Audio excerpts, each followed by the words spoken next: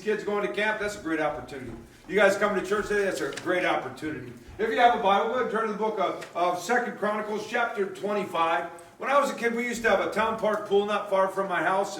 And once summer came, we all wanted to go off the diving board. And if you go up on that high dive, man, you could never chicken out. Once you got to the top and you got a little nervous, they'd be heckling you, teasing you. What are you, a chicken? Bok, bok, bok, bok, bok, bok, bok. You better jump. And if you really wanted to show that you were courageous, you would do a flip off the high dive. Now, I could do a flip off the low dive. Flip more like barrel roll, but close enough. Count it. And I got up there and I told my buddies, I'm going to do a flip off the high dive. And I got up there trembling, like, am I really going to do it? And I kind of froze up and I could hear the, bok, bok, bok, bok. Come on, Drewski, get it, come on. What are you going to do? And I jumped and bounced as high as I could. And I tucked my head and I started flipping and then I froze.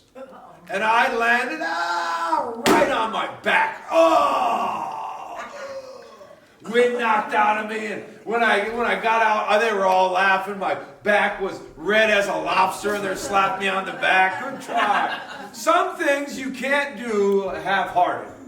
Last weekend, there were some big UFC fights. There's the King of Rio. He was the champion for a long time.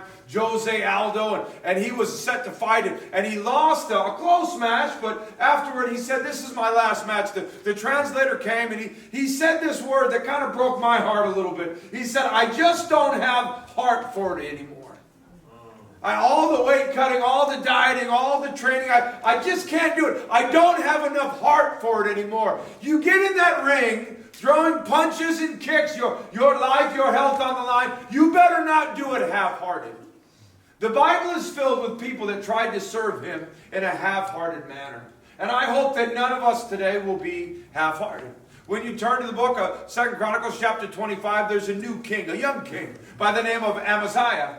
And the line about him is he served the Lord, he loved the Lord, but not with a full heart. He loved God half-heartedly. He served God half-heartedly. He showed up at some of the right places. Some of the time he listened to the word of God, but some of the time he didn't. He really wasn't all in. And I want to challenge us to be all in. His father, for a time, was saved by the high priest Jehoiada. And his father grew up in the temple and learned the word of God. And as long as the high priest was alive, his father Joash was a good and godly king, restored the temple. But when Jehoiada, the high priest, died, his father, Amaziah's father Joash, went sideways. And when his brother tried to correct him, he had his brother stoned in the temple. And shortly after that, it says of his father that he forgot the kindness of God. And so he was killed by some of his own men.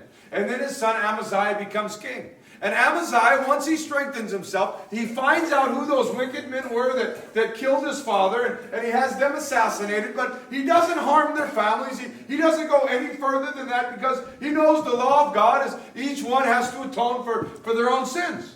And then he counts the census of all the warriors he has in the land of Judah.